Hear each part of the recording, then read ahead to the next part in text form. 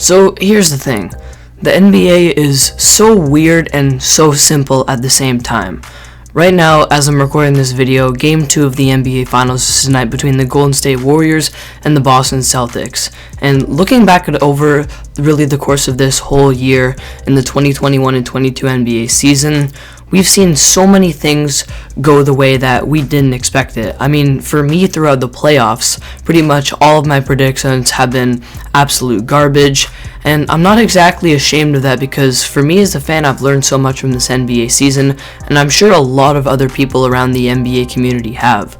The teams that I thought were going to be the number 1 seed out of the Western Conference and the Eastern Conference in the regular season this year were the LA Lakers and the Brooklyn Nets, and I'm sure I'm definitely not the only one who thought this. One of them in the Lakers, who were thought of as a super team going into this season, didn't even make the play-in tournament and were the 11 seed, and the Brooklyn Nets made the playoffs as the 7 seed and then got swept in the first round of the NBA playoffs. And something no one's talking about right now is how the two teams that are in the NBA Finals and the Warriors and the Celtics, one of them had arguably the greatest scorer of all time in Kevin Durant on the team, and yes, they did win championships with him, but right once he leaves, they're still able to go back to the NBA Finals with pretty much the same core.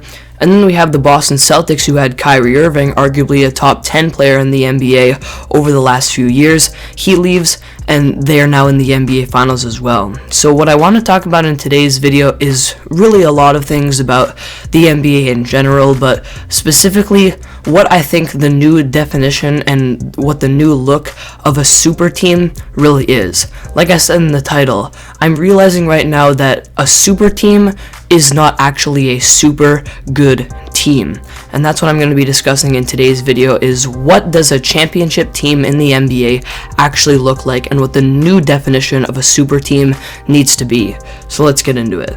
The first and main thing that an NBA team needs to win the championship is a dominant defense. And I have said this so many countless times on the channel, and really it's clearly obvious how you do need a dominant defense to win an NBA championship. But when we look at all the teams over the last few years that we've classified as super teams, a lot of them don't have dominant defenses, and a lot of them don't end up winning the championship, and a lot of them end up underperforming expectations, and we saw that especially a lot this year.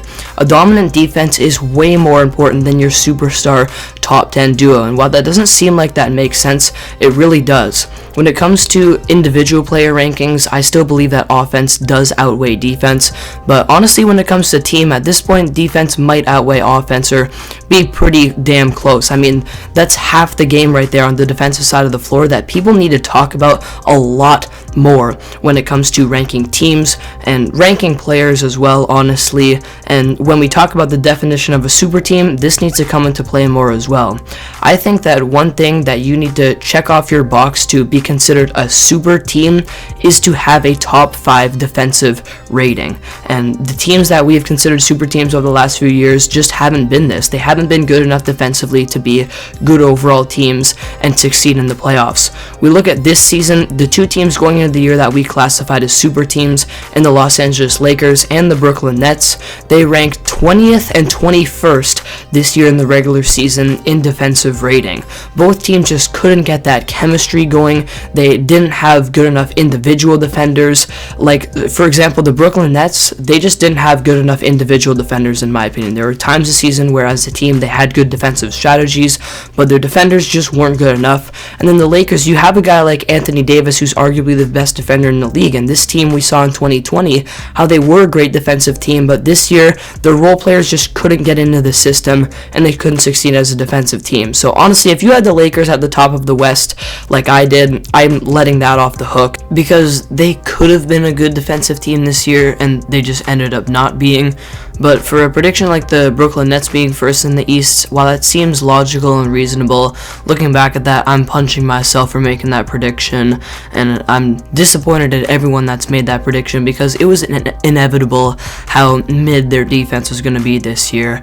And looking at those defensive rating rankings, it is not even close to a coincidence that those teams are in the bottom 10, and literally the number 1 and number 2 teams in the regular season in terms of defensive rating were the Golden State Warriors and the Boston Celtics, the two teams that are in the NBA Finals right now, thriving without the players, their superstar players that they had in years past, such as Kevin Durant and Kyrie Irving. Now, before I move on from the defense discussion, I wanted to show this post from a couple years back from a Reddit account called Carball Alex, where he says that in the last 40 years he's found that teams that win the NBA championship were top 5 in either offensive rating or defensive rating, with only 3 outliers in the last 40 years. This post also shows how defensive rating as a team is pretty much as important, if not more important, than offensive rating for championship teams, and that since the 2000 and 2001 season when the Lakers won the championship with Kobe and Shaq, every single team from that point on has been top 11 in defensive rating. And then I took it a step further and calculated since that 2001 championship from the Lakers, including the championship won last year by the Milwaukee Bucks, in the last 20 years from the 2002 up until 2021 last year, the regular season defensive rating of the championship teams is an average of top 5. It's when you take all of those rankings of the defensive rating of those championship teams in the last 20 years, add them up and divide it by 20, you get exactly 5. And that's not including this year, who either the Warriors or the Celtics, who are 1 and 2 in defensive rating, will win this year. So bottom line, defense is extremely important, and I would say to classify as a super team in today's NBA, you need at least a top 10 defense and probably a top 5 defense. With all that being said about superstars doesn't equal a super team, it has been absolutely proven as well over the entirety of NBA history that you need a superstar on your team in order to win the NBA championship. There have been 3 teams in NBA history who have won a championship without a past, present, or future MVP. And these are all the Detroit Pistons. So really it's 3, but actually it's really just one team. In 1989, 1990, and 2004, the Pistons were able to win without a past, present, or future MVP. In the 89 and 90 year, they still did have their superstar player in Isaiah Thomas, and then in 2004 they were just an incredible defensive team. And that's something else noting, is all 3 of these Pistons teams that ended up winning the championship, these teams were some of the greatest defensive teams, if not the greatest defensive teams of all time, especially in that 2004 year. Their defense was incredible. So when they have more of that one thing I was talking about earlier about defense, it's definitely possible to win that championship as well. But bottom line, what I'm trying to say here is, I'm not saying if you have Kevin Durant on your team, get rid of him. I'm saying that you need at least one of that superstar player to get you a bucket down the stretch. Look at this year. You've got Steph Curry for the Warriors, who's their main leader, and then you've got Jason Tatum on the Celtics, who has definitely turned into a top 10 player in the NBA. And actually, looking at that Celtics team, they don't have a past, present, or future MVP, but they do have that player that's developing into a superstar. Same thing with my 2019 Raptors. Kawhi Leonard hasn't won an MVP, but if we're being honest, he was probably the best player in the league in that 2019 season. He obviously classifies as that superstar as well. So, of course, you do need that player to be your superstar player, your leader, and get you those clutch buckets down the stretch. You still do need that, and there's no denying that. All I'm saying is, just because you have your quote-unquote big 3 or your amazing duo with 2 top 10 players doesn't mean you win an NBA championship. 2 boxes that you need to fill is that top 5 defense and that one main superstar at least on the team. We look at a team like my Raptors, who really over the last decade had everything. They had that good defensive scheme. They had really well-built teams that were deep, but they weren't able to win that championship until they got that top 5 superstar player in Kawhi Leonard. And now that he's gone, they've been struggling as well to get back to that point. They're a good team with a great future, but again, I don't think they're going to be able to get back to that point until they get one of those superstar players again.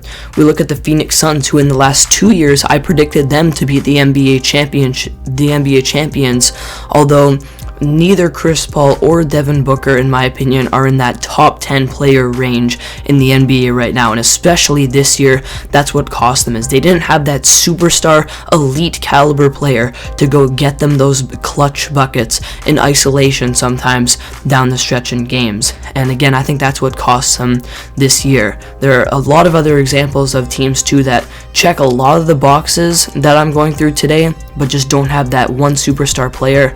And while I talked about how KD and Kyrie left their respective teams and now they're in the NBA Finals, you still do need that superstar player, and we're seeing that this season with Jason Tatum, who's emerged into being truly one of the best players in the NBA, and of course Steph Curry, who's always going to be up there.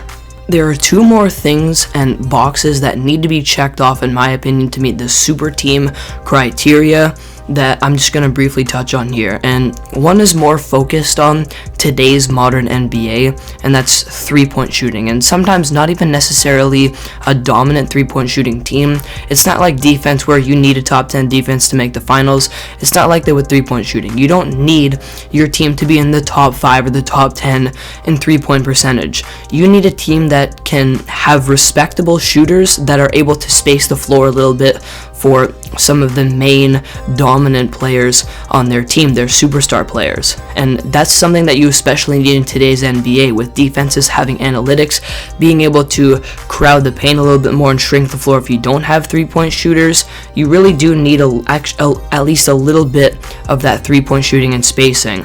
We look at, again, this year's team, the Warriors being one of the really greatest three-point shooting teams of all time. They still have that. Pretty much everyone on the floor most of the time, except for guys like Draymond and Kevon Looney, can shoot that three really well. The Celtics also have great shooting. Their guys can shoot it off the dribble pretty well as well, just like some of the Warriors guys. They have good off-ball shooters. And we look at examples of teams in the past, in this year and last year. We look at the Lakers, who weren't able to have that good enough three-point shooting and spacing to win a championship. They were able to in 2020. That's a bit of an outlier year, but their three-point shooting then was definitely better than it was last year in the playoffs, where the Phoenix Suns against them in 2021 were able to crowd the paint and shrink the floor so much against LeBron James and really make that box that was the key to them winning that series. And the same thing throughout all this year. Their three-point shooters and their role players were not able to be consistent enough for them to have a good overall offense complementing LeBron James and, when he was on the floor, Anthony Davis. And then we look at a team like the Milwaukee Bucks, who in 2019, when they lost to the Raptors, I really think the difference in that series, it was such a great series to watch, but I think when we pinpoint one thing that it came down to, I think it was that three-point shooting. The Bucks were an under-average three-point shooting team. When you have a player like Giannis, who can be shut down a little bit by shrinking the floor, you need to have those shooters. And all of a sudden what happens? They start to add shooters in the 2021 season, and that's when they win the championship. And this year they lost in the Game 7 to the Celtics, but I would not be surprised to see the Bucks back here, because most of the boxes that I'm talking about today, pretty much all of them, they check. And another thing about them is they do have that three-point shooting now. In the regular season, it's been very good both last year and this year, so I expect to see them back as well. And then the last thing I want to talk about here, the last box to check off, is a coach who is good with analytics and is able to make adjustments. Of course, in today's NBA and really in today's world and society, video analytics are at an all-time high, and making those adjustments after games and also in games is something that I think coaches in today's NBA need to have. We look at the two coaches again in this NBA Finals, in Steve Kerr and Ime Udoka, and both of those coaches do a great job of playing chess and not playing checkers. Again, a guy like Mike Budenholzer might be a little bit of an outlier here, but even he can make some good in-game adjustments. He's more good at making adjustments after games, not necessarily in games, in my opinion. But then we also look at a guy like Nick Nurse, who won the 2019 championship.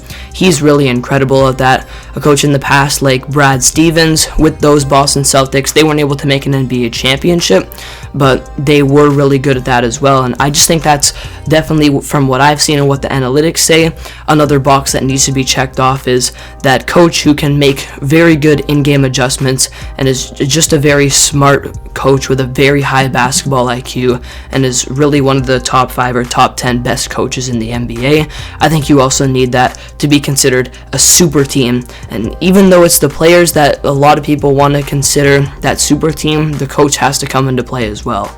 So to be considered a super team in today's NBA, these are the 4 things that I think you need. You need a top 5 or top 10 defensive rating and a very good overall adaptable and dominant defensive team.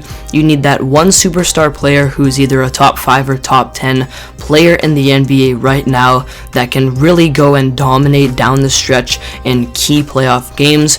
You need a team with at least respectable 3-point shooting and good spacing, and you need a good, smart coach in today's NBA that can adapt to certain situations in game and use analytics very well.